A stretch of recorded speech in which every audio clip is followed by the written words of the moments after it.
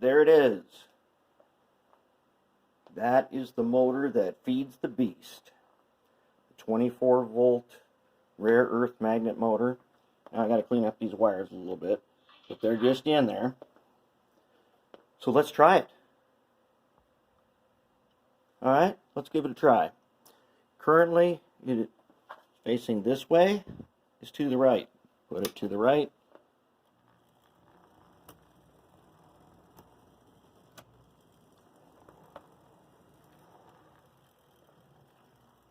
On extreme low, I'm at 20% on the power, and it's moving.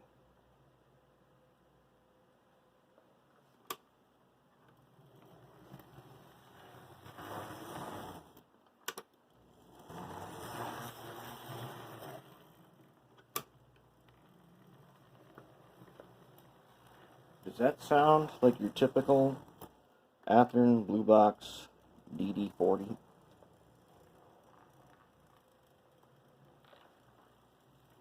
It has a beastly growl to it.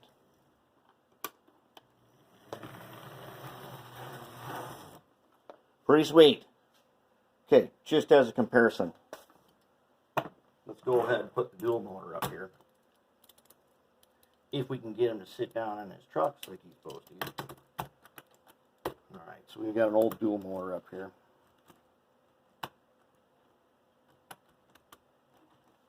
Okay, now listen to this guy.